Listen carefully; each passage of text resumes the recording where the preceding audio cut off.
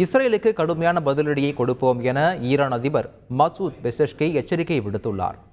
மத்திய கிழக்கில் ஈரானிய ஆதரவு இயக்கங்களை எல்லாம் குறிவைத்து இஸ்ரேல் அடிக்கிறது. இதன் தொடர்ச்சியாக இஸ்ரேல் மீது ஈரானும் ஏவுகணைகளை வீசியிருக்கிறது. இந்த சூழலில் கத்தார் செல்லும் மசூத் பெசஷ்கி இஸ்ரேல் தனது குற்ற செயல்களை நிறுத்தவில்லை என்றால் கடுமையான பதிலடியை கொடுப்போம் என எச்சரித்துள்ளார். தெற்கு லெபனானில் இஸ்ரேலிய படைகள் தரைவழி தாக்குதலை நடத்தும் வீடியோவை இஸ்ரேல் வெளியிட்டுள்ளது.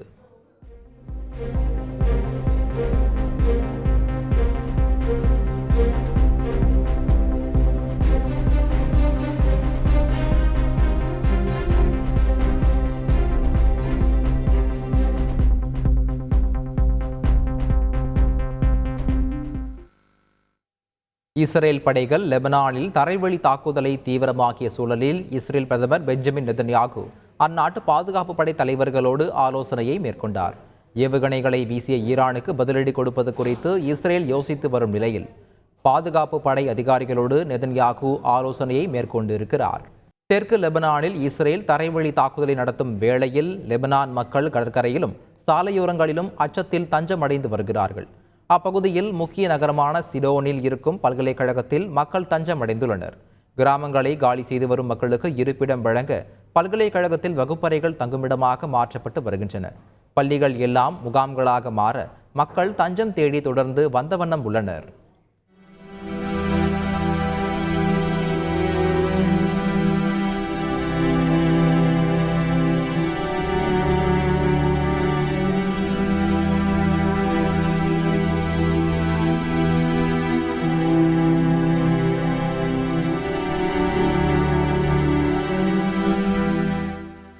லெபனானில் போரை நிறுத்துமாறு ஐநா பொதுச் செயலாளர் ஆண்டோனியோ குட்டரஸ் வலியுறுத்தி இருப்பதாக அவருடைய செய்தி தொடர்பாளர் தெரிவித்துள்ளார்.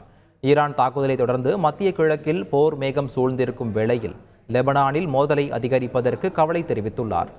எந்த சூழலிலும் போர் தவிர்க்கப்பட வேண்டும் எனவும் லெபனானின் பிராந்திய ஒருமைப்பாடு மதிக்கப்பட வேண்டும் எனவும் குட்டரஸ் வலியுறுத்தி இருப்பதாக அவரது செய்தி தொடர்பாளர் தெரிவித்துள்ளார். செய்திகளை உடனுக்குடன் தெரிந்து கொள்ள உடனே சப்ஸ்கிரைப் பண்ணுங்க.